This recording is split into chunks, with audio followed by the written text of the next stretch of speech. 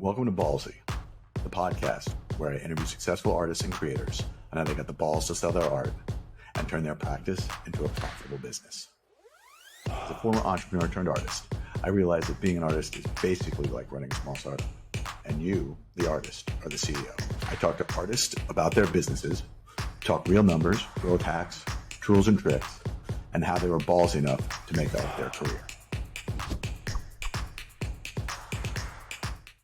Dimitri, welcome to Ballsy. For those who have the balls to sell some art, of which it seems like you sell a lot of. I don't want to murder your last name. I'll let you say it. Likissas. Likissas. See, I would have murdered it. Dimitri Likissas, everybody.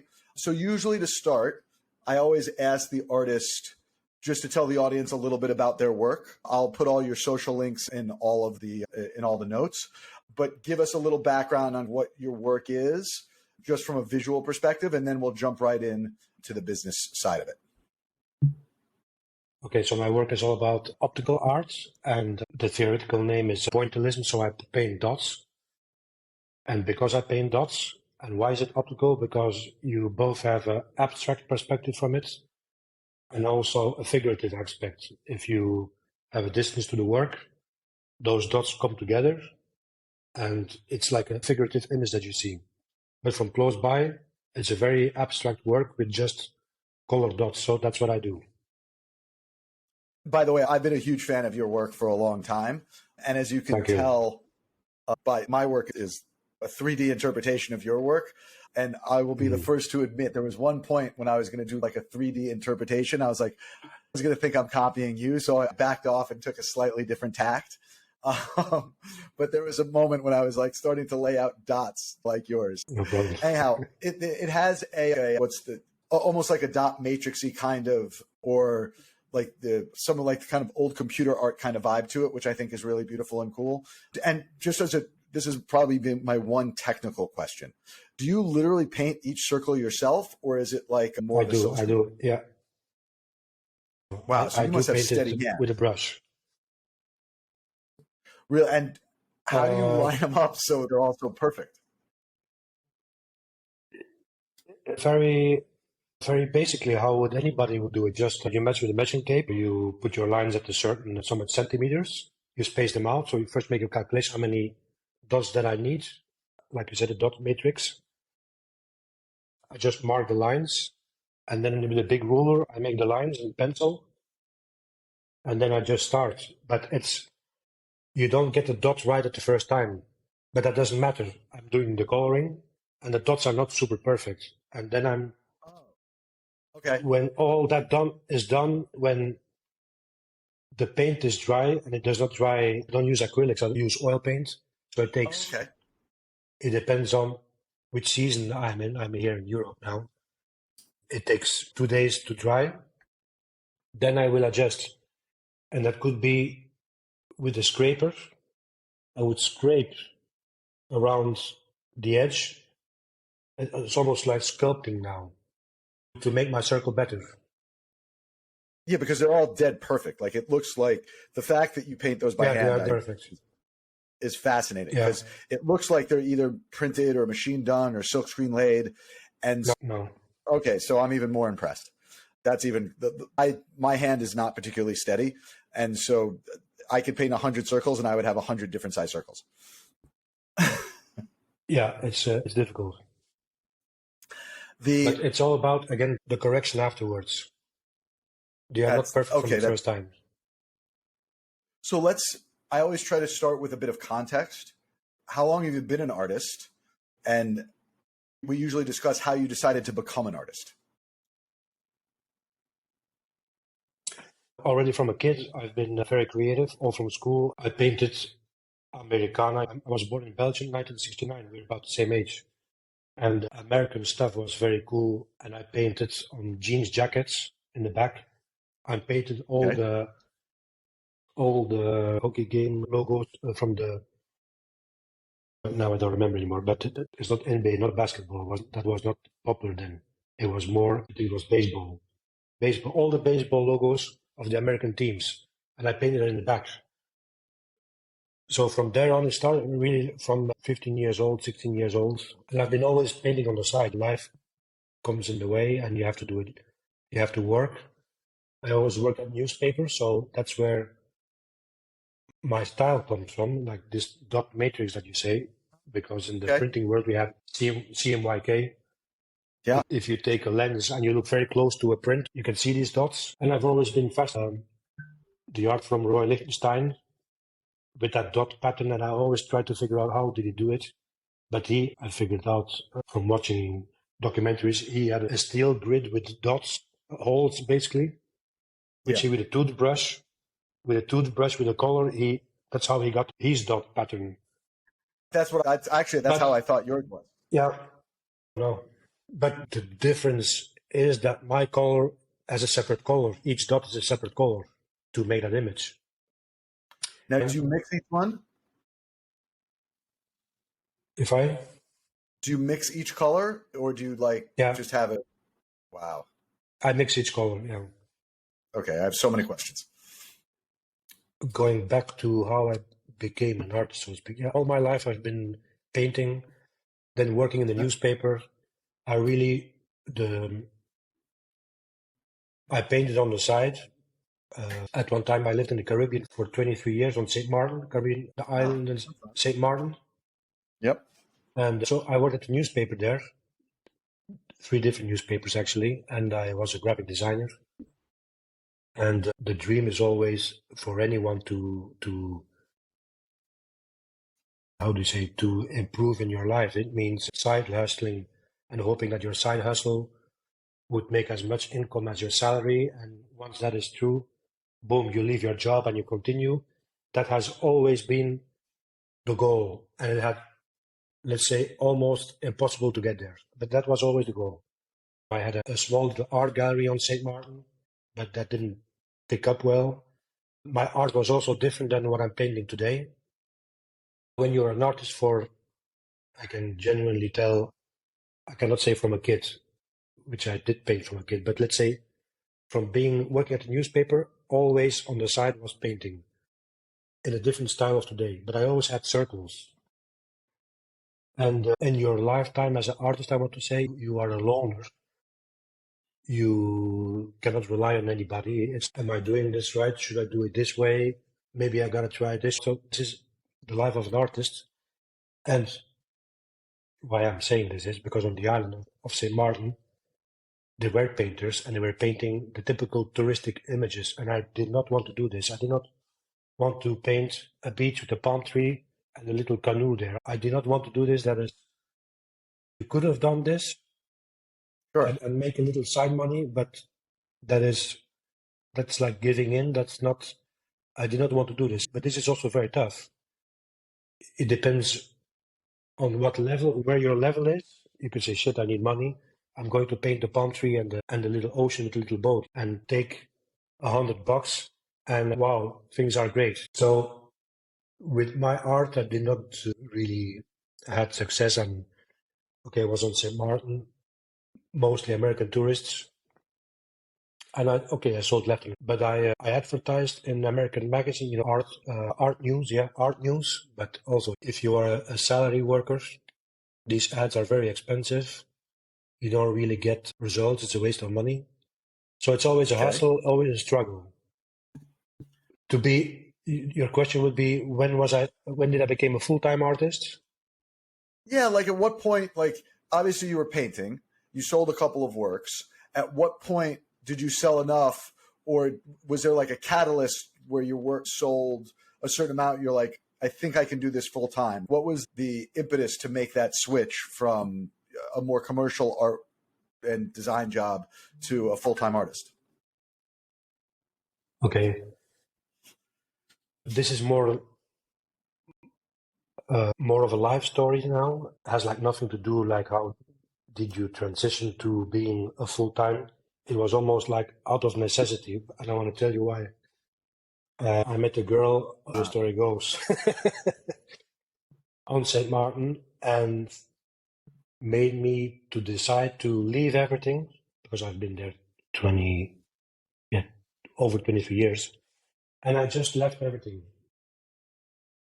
to go to Paris, because I said, you know what, I have to try things, and while I'm young, do this now, and I don't want to be working here forever at these newspapers. And I decided to go with her. And okay, I've been living in Miami, Paris, back and forth like this. And the life story is, it's tragic on one hand, and this is almost like Anthony Robbins type of idea, that in your deepest darkness is where your biggest energy can come out. And this is actually true in my case. I had zero money. I left everything. I closed my bank accounts. I had no address anymore. Basically, I don't exist anymore. And I was totally dependent on this lady, and it didn't work out. So basically, I'm on the streets. I'm in Paris. I'm on the streets in Paris. I call my brother to come and pick me up because he lives in Belgium. And this is the new life, so to speak. Left everything behind, has zero money, and I am now in Greece because my name is a Greek name. My dad is Greek. I am born in Belgium. My dad said, hey, you know what? Why don't you come here to Greece for a vacation? Because I still had a ticket to go back to St. Martin. And I decided to stay here. And going to the question now, how that big jump to a full-time artist, like I said, from the deepest darkness to this big success, but to this, see the end of the tunnel, was all over the years. I was on Instagram, and I'm not going to say I was one of the first of Instagram, but I was there surely in the first year of Instagram. I was there, and I always uploaded images from my art. And when I was in Greece by my dad, I get a message from somebody in Mexico, and hey, do you have this work available? And I was like, not in a good mental state because of all that happens. And I'm like, yeah, whatever, this guy is not going to buy anyway. So I'm just going to put a ridiculous price. And I put a ridiculous price. And this guy said, okay, yeah, give me your bank account and I will drop the money. And I'm like, okay, whatever, this guy's bullshit. But actually, and that was my start.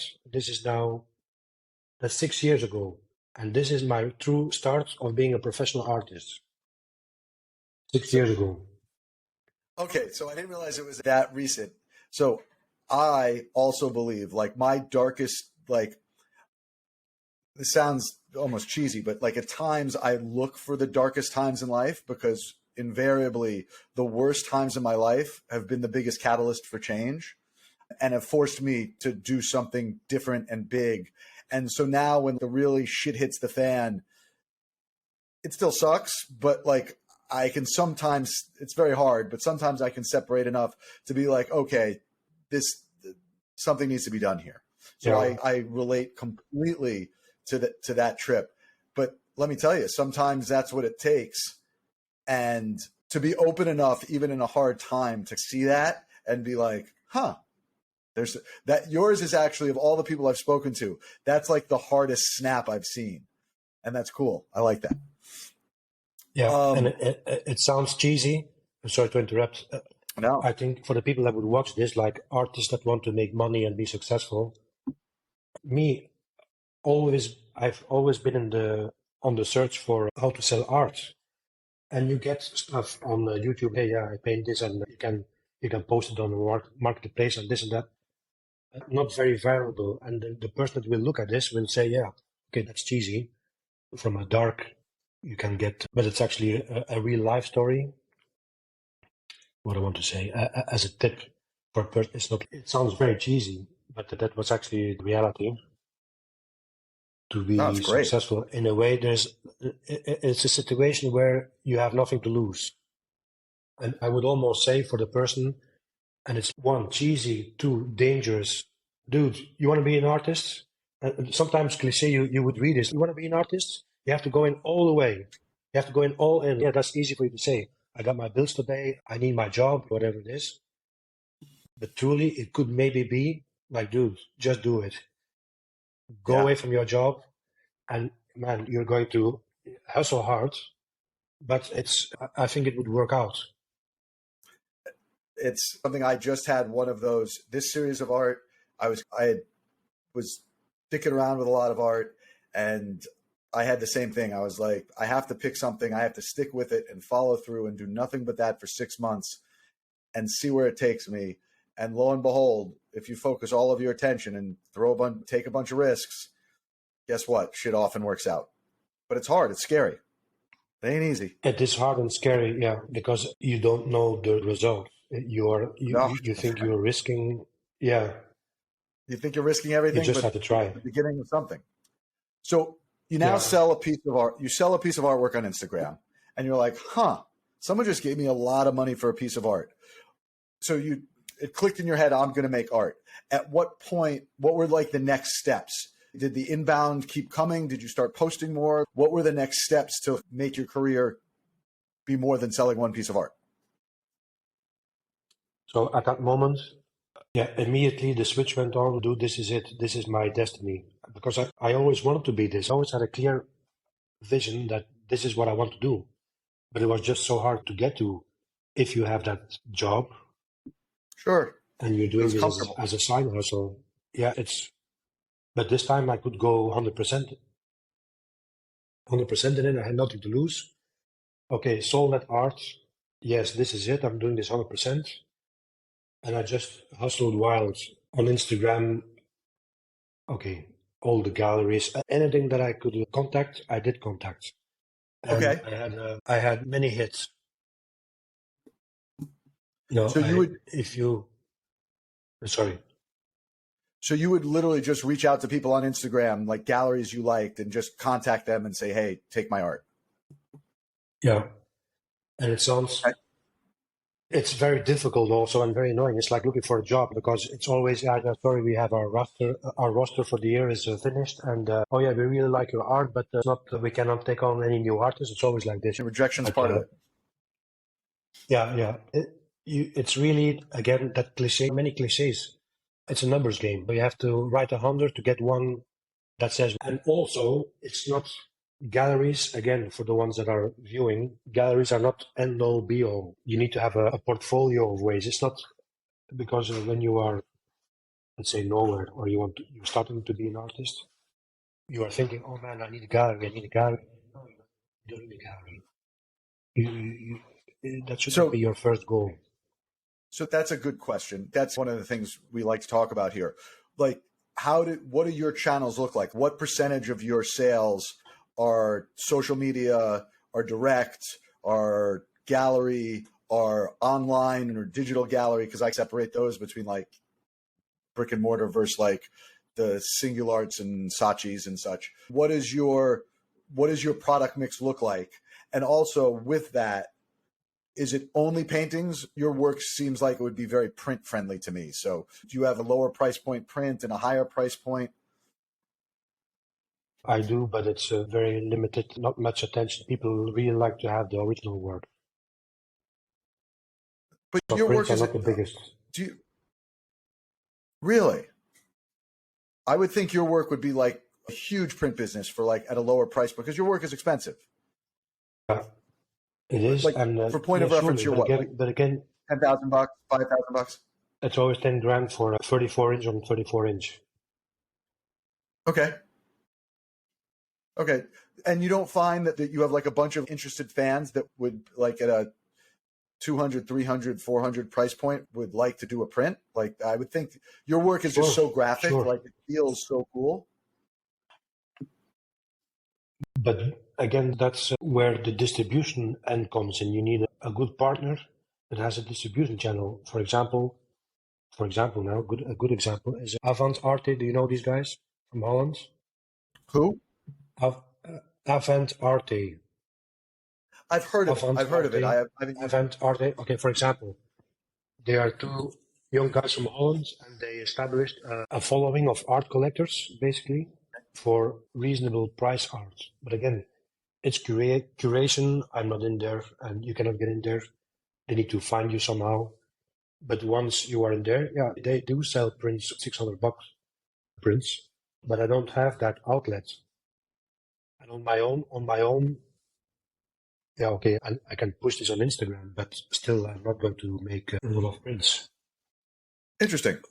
So, again, you would need a partner like this Avant Arte or there are many others probably, that already have the following. It's all about eyeballs. You need to have the attention. Okay, my Instagram now, I don't know, I had 20K followers, but I killed a lot. I'm at 17 now. It's not, and on Instagram is not the same anymore like it used to be 5 years ago. 5 years ago, I post on Instagram, I get bam, 2,000 likes in half a day. Now, it's not like this anymore. Yeah, now it's all reels. Again, for a prints, you need a named gallery online, whatever, that already has a following. I can just do, guys, this is very famous, this drop. We are doing a drop next week, Monday, from this guy. And it sells in seconds. So the network of the people. I don't have that network. Okay. So where do you sell most of it? So where does your work sell mostly? Like, where do you sell most of it? Digital gallery and my own website is the majority. And then comes the galleries, and then comes my Instagram. And when you say digital galleries, which are you referring to? Like the single artist one. Yeah, they move a lot of work. I've been selling a lot with them. And then galleries in the States that have their own website, like this. So it's not physical, not necessarily physical galleries. Yeah.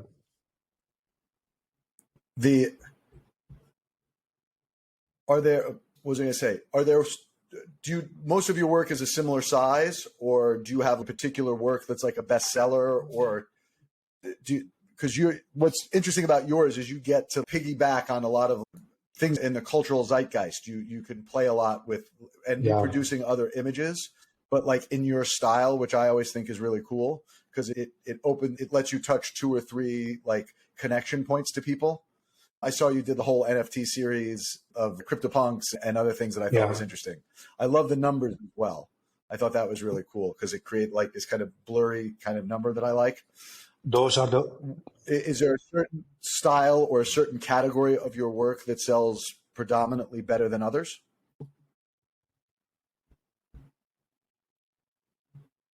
Predominantly better. Is there like a size or a series that sells better than everything else? Is basically my biggest one sells the best. My biggest paintings, and mostly the pop art, which again this brings up a point. People would say, "Yeah, you do pop art," and I like pop art, but I don't want to be known for pop art. And what I do can be very versatile. I can paint many things. The point that I want to bring up about is your art serious? Or is this a bullshit art? Or is this decorative? There's this distinction. Are you doing serious art or are you just decorative art? 2 things, and this would mean the blue chip galleries. The blue chip galleries, I am not in there because I am doing so-called, not bullshit art, but I'm doing so-called, for them, decorative art, what they perceive as to be not intellectual. You know what I mean? Yeah, it's a nice difficult point. Yeah, fuck them. Like my general attitude these days is like it used to matter whether you had a gallery or not, but now the economics in galleries suck. 50%, 40%, 60%. Like you take all the cost. Like those economics are terrible. There's something to be said now that as an artist that you can own your customer and that you have fans and that you have collectors that deal directly. Like I think that's substantially more value, like from an enterprise value and long-term growth of your career. Galleries come and go. Yeah, sure, it'd be nice to be in Gagosian one day, but who gives a shit? Yeah, it's very important for aspiring artists to hear that, again, it comes all back to your freedom. Like when you, me now too, like you don't give a shit. I don't really care now because it's all about, because you can afford. But if you're not selling, you don't have freedom and you have to be Mr. Nice Guy and you have to paint the palm tree with little boat and the ocean. Question: do you ever do, on that note, do you ever do commission work? Did someone come to you and say they like your style? And do you charge a premium for that work? No, not premium. Okay. I don't know where that premium came from. That's an old-fashioned idea, I think, from galleries that, because he's asking for commission, it's supposed to be 25% higher. I don't see why. It's the same framework to make. Why would I charge 25% more? Okay. And in terms of, do you have a team at all, or is it just you 100% by yourself, or do you have other people that help you with anything? Just me. Just you. So you deal with sales, Instagram, marketing, fulfillment, shipping. I'm the same, but it's hard. What do you use? Do you keep track of like your collectors and your inventory? Is there like a software system that you use, or do you just do Google Docs? I'm a little bit outlaw, and I know I'm supposed to be doing what you're saying, but I don't. Okay. Plenty of people don't. I know, like for blue chip galleries, like they would ask you, I had some people that asked me like, hey, do you have a list of your collector base? And I've just been busy working, and my life is good the way it is. Of course, I want to do more and better than you, fucker. You need to make that list. Yeah. Yeah, I know. It's going now. That is my life. And it's not that I'm going to push for this, but it's going, it just keeps growing, building the brand, so to speak. It's all coming in slowly. I believe in the time does the job, as long as you keep moving. It takes time. I don't think things can be rushed. This is actually a very true statement. There's a question for you. So one of the things I always ask, how much time do you spend making art versus all the other things you have to do to support the art business? Like how much time do you spend painting versus everything else? I would say 20% actually painting and 80% is hustling. Okay. That's just the reality. People will not understand this. People think that you are there day and night painting. No, you can't. But day and night, And how much work, I've seen like you have tons of work, and it seems like, obviously like detail oriented and just the nature of this and the scale of the work. Like how much work do you produce? What's your output look like?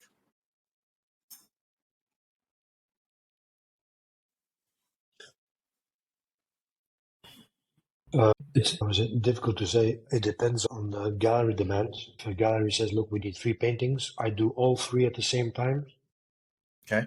To save time with moving colors from left to right. But let's say, and of course, I paint with a black background. I paint with all paint, so it needs time to dry. I say 1 painting a week.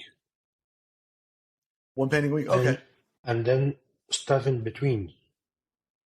But let's say 1 painting a week. Okay.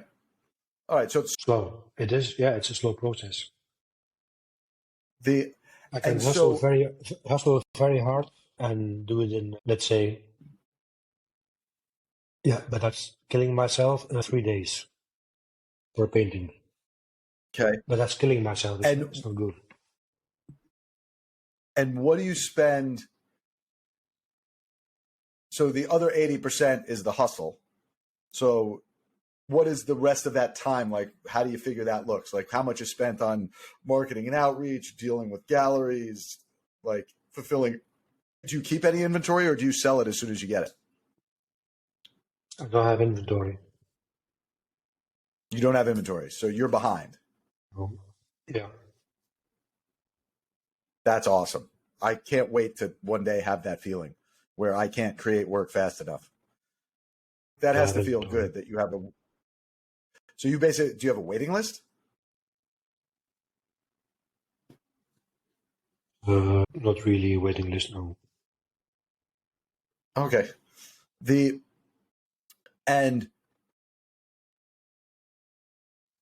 So in terms of, so that's your time, like what do you spend most of your money on? What do you spend in your practice? Like, do you advertise at all? Is it just paint and supplies and time? Like, what's your financial game look like? I really don't spend money on. I don't spend money. Okay, that's good. I don't know what to say. Very basic guy. I buy my canvas on a roll, big roll. Okay. Really, yeah. It may not seem. It may seem like if you look me up, that fuck, this guy's a factory. Yeah, I am a factory. But I don't spend. Yeah, I spend on a course, for example. Okay, $250. I just spent for a little course here, and okay, I just wasted $2,000 on the Google Ads. Didn't do anything for me. Yeah, Okay. in that sense, sure. But I don't really spend. But you're experimenting with some things just to try to drive traffic and business and. Sure. Okay. Yeah, we all do. So I guess my question is, have you thought about because if you're backed up in terms of you're not piling up extra paintings, it sounds like if you make more work, you could sell it. Have you ever thought about like adding a team or an assistant or someone to help with some of the administrative? Yeah, I would love to. I don't know what to say yet. That is the goal. But like you say, you need to have enough offset, enough sales. Yeah, I mean, oftentimes I think it can be one of those similar to the fear at the beginning when like forcing yourself to go all in. Like sometimes I look at it like that, like hiring that extra person, it's going to be a little harder, but it might actually let your business really expand 2 or 3 or 4x from having the extra time to do more creative work or think a little bit more, like taking some of the grunt work off your table. Because I know I box and ship all my own stuff, like to take some of those things away, or canvases or whatever it might be. So I see what you're saying. now, the little thing with me, the twist with this is that I'm in a foreign country, basically. I don't know the language very well. This is not an art country, so okay. I cannot. This is difficult for me. In the States, it would be easier. What country? But then I'm in Greece right now. Oh, okay, nice. Yeah, that's good living. So, yeah, it's good. It's good living, sure. But this could be done virtually in a way, like. Sure. If you're a business-minded person, look, I don't care to spend money to just bring money back. At least that's the idea. It's not a problem to pay somebody. Yeah, that's the idea. But the key would be the art world. It's a closed world, difficult world. Finding people. That's weird to say. Finding people. Who would you try to find? You always try to find a gallery. But if somebody would knock on my door, hey, I used to work at the Gagosian Gallery and I have my client list, dude, right away, how much do you need per month? Bam, bam, let's do this. This, for sure. But that does not exist. They're harder to find. If somebody knocks on the door, hey, I was a 5-year intern at whatever, and I know the ins and outs, I'm looking for a job, immediately you're hired. So it's about finding the skilled person. Yeah, or also just reaching out to try to find those people. They exist. They just have to be dusted. Oftentimes you have to find them as much as they have to find you. Yeah, but I think that would be difficult to find. Maybe where would you find them on LinkedIn? That's the only way. I don't know. In the US, I use Craigslist a lot. You'd be surprised what you find out there. So a slight term, so obviously Instagram has been instrumental in your career in terms of people finding you and doing. Have you done any other social platforms? Like have you tried with TikTok or YouTube Shorts? TikTok, but that's yeah. I'm on TikTok, but TikTok is I don't want to say that it's for kids. That's cliche to say this, and I know it's not. The key again there is to really. Yeah, I know it's not. No, I have respect for TikTok. Not a problem. I am on TikTok. It's just not lifting off for me there. But anyway, I'll just continue. I can tell you from experience. From my experience, and mind you, I got very lucky. I had 2 videos explode, that like the algorithms call it right, and exploded on TikTok. And it was what I've now I thought I knew what social media was all about. I didn't. If you have one viral video, and because the way it's not about like your network anymore, it's about the content, one viral video can so drastically change everything. So ironically, it was the same two videos on Instagram and TikTok, and my Instagram went from 13,000 people to 80,000 people in 4 weeks. Right? Like just straight up. And by the way, it was two videos. That was it. The rest of my videos are like, they all get more views, but it was one or two, like all it takes is one good piece of content. So my suggestion is just keep grind it out. Yeah. This is the thing. And try different weird things. Like you have cool process, like try cool things, man. Like you never know until all of a sudden it happens. You're like, whoa, it just happened. And like that, it changes everything. It's amazing. Yeah. This is one thing that you really need to push out the content. This is the game of the day. I spend 2 hours a day on content. I probably spend as much time on content as I do on actually making art, which sucks, but it is what it is. Now you have, because of the nature of your artwork, that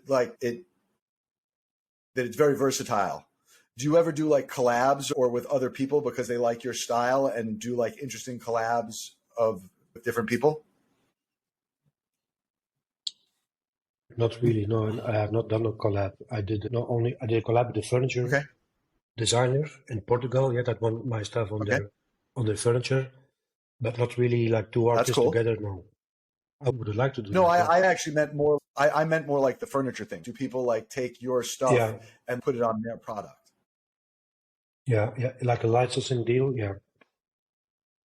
So, how did they find you, or how did you go about getting that collaboration? They found me. And can you explain what the collaboration was, or is? That they use one particular painting that I did, and they have it on a salon table. How do you call it? Salon table, just a table in front of your sofa. Okay, yeah, like coffee table. Yeah, and seats.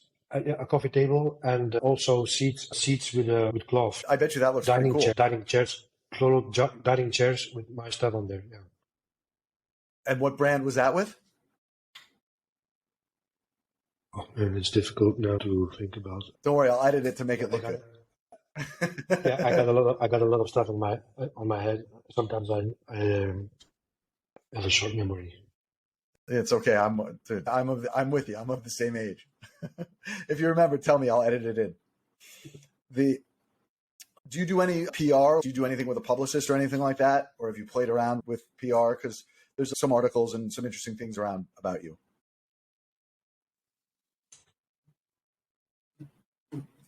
I was going to tell you no, but you said that you found stuff. I thought I did. Yeah, there is like, again, many that came to me for asking for interviews, just like you, for example. Yeah, I was in a few magazines, but that just came out of them requesting me. I'm not going to say that I have not written in the past part of my hustle. Yes, to knock on doors to get articles, but you can only get an article at the publication if you are from their area or something like this. You need to be newsworthy. So I cannot get an article right now. I have nothing newsworthy. You can always make something newsworthy. The question: Do you do art fairs at all? And what's your No. Really? I did. Galleries that I'm with went to the art fairs and where I have my art. Yes, that's what I mean. There in Miami. Yeah, but not me personally. No, but I meant your galleries take you to fairs, like you show. Yeah. Like, do you find that is a good converter or like discovery, so people find you, or it's their business and they sell a couple of your pieces? Yeah, I was hoping that we need eyeballs. We really need. That's all we need. Attention, eyeballs. That's it. And the fairs The galleries again, they of course they have expenses, they want to make sales, everybody wants to make sales, and they are betting on their glory artist, and then I'm not that glory artist, so they push the glory artist, and I'm in the corner. You see what I mean? Happens. Until one day you're the glory artist. Yeah. Again, like I said, it's time. You need time to make it happen. Yeah, tell me about it. So we've been chit-chatting for almost an hour now.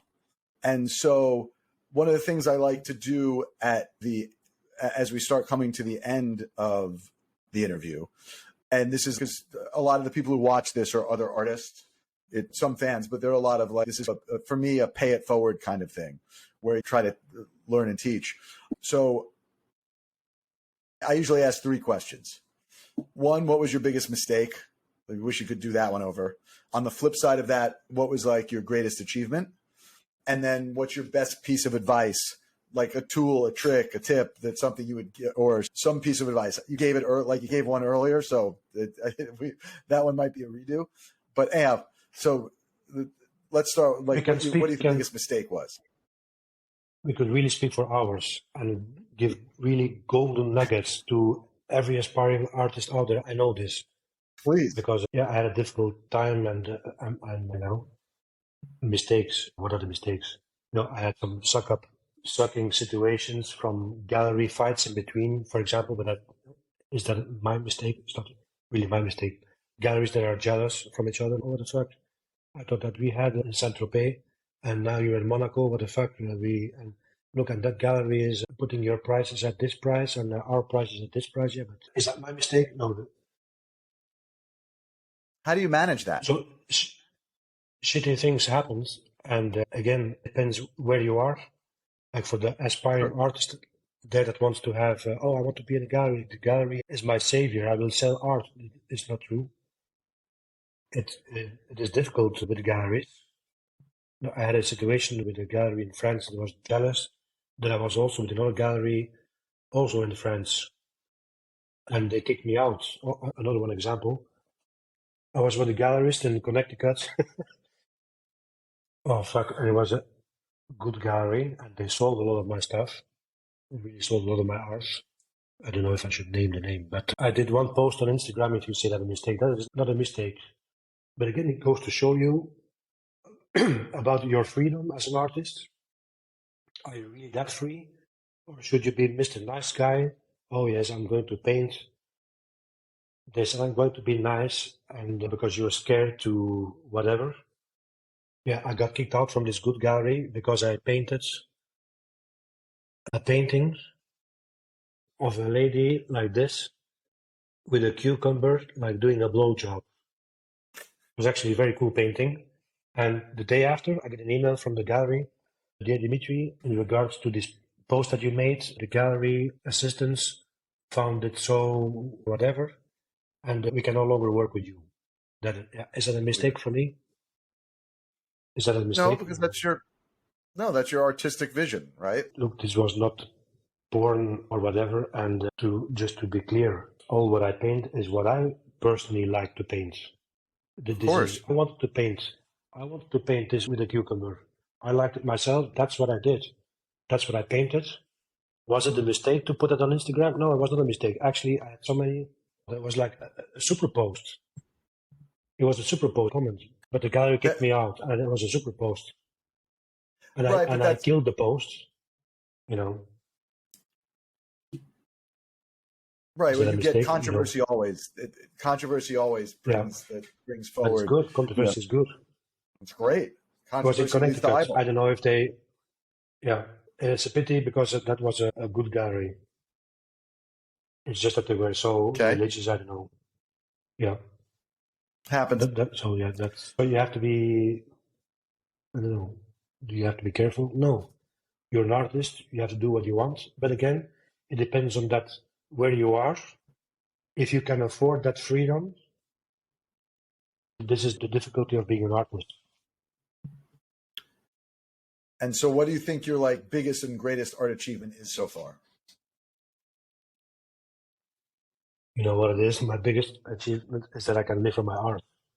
That is the biggest achievement. That's So I'm very the thankful goal, for man. this. That is the goal. Of course I want a Lamborghini. Of course I want the mansion. Of course. But I know life, and that is the greatest goal you can achieve, to provide for yourself. With something And I'm you not love. I'm not, something that you love, exactly. Something that has been, I was hunting for this for so many years. This is what I wanted to do. Paint, be an artist, travel the world, go to galleries, make my own art, meet people, and make a living from it. And that's what I'm doing today. That's exactly what I'm doing today. So that's my biggest achievement so far. Of course, I want to grow, but this is coming with the But time naturally. you found it. So any good pieces of advice or tips that you would give to, in addition to what you've given so far, to those up and comers out there? I would say have a certain style, that this would become your branding, that you can say, oh yeah, that's the dot guy. Oh yeah, that's the guy who paints sausages. Oh yeah, that's the guy who does this. I think that this is very important. Good execution. It must look professional. All my stuff, when you see it in front, it almost looks printed. So my stuff is professional. Yeah. Professional execution. I think that this is very important. That if you go to a gallerist, let's say, that they see, oh yeah, this guy, this is not an amateur. I think that style, good execution. I think your point of style and brand is super important. I think that's one of the most important things, that there's work that you're known for, and that like people connect you with that. I think often artists miss how important that is, and that your art in essence becomes your brand. I think that's spot on. Again, we can speak a lot of hours on this subject. It's important because, look, let's say you went to art school and you did portraits so very well in oil paints, and you need to do a portrait of this person. Oh yeah, man, this looks like that's really this person. And then the other guy, his name is, and this is Peter, and they all paint this portrait, but it's not shown, it's not Peter, it's not, they're all the same portrait. So if you would go on the marketplace and you have no idea if this was Paul, Sean, or Peter. So it's very important to have a style. And I see many, let's say if you go on YouTube, hey, how I made it as an artist. Young ladies out there, great, they do well with different things, like they would paint little birds. But if I would ask my neighbor to paint a bird, if they can paint a little bit, the bird would be the same. So again, if you want to move forward, you really need to have that signature style and big branding. Yeah, I couldn't agree with you more. Because you cannot make out who painted this little bird. Yeah. I think that's actually probably one of the most important starting parts for artists today. And I think actually that's a good place to, with that little nugget of knowledge, I think that's a good place to end today.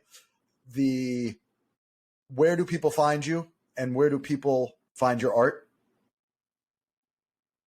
What's your Instagram? What's your website? I have a simple answer. Just Google my name. Okay. It's not to be cocky, and for those or watching, anything, but just if you Google, it's Dimitri Likissas, Dimitri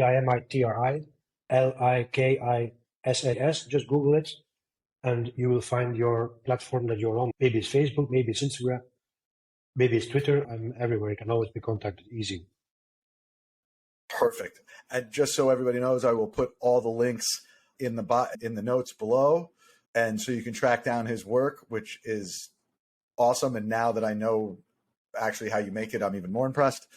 Dimitri, thank you for, by the way, thank you. And thank you for having the courage to start over, rip the Band-Aid off, start from scratch, and follow your dreams, man. That's what it's all about. That's the motivation people need. That's what it's all about. Yeah, exactly. Yeah, and to know that it can happen. It can be done. I mean, it can be done. Just as perspective, how old were you when you had this moment? Just 6 years ago. I'm 52 now, so 40, whatever, so 46. 47? Yeah. So just so you know, everybody who thinks it's too late, you can't be done, it can do whatever. 47 years old and you started, and look where it is. Yeah, if you're living by your parents, you're 18 years old, you're living by your parents. And if you're able to paint something with a specific style, and you can hustle a little bit on Instagram, man, you can be a superstar. Yeah, for sure. 1000%. Anyhow, yeah. Amazing interview. Thank you for the motivation and Thank you. The dream. I appreciate your time. Thank you very much. The dream is alive. Thank you.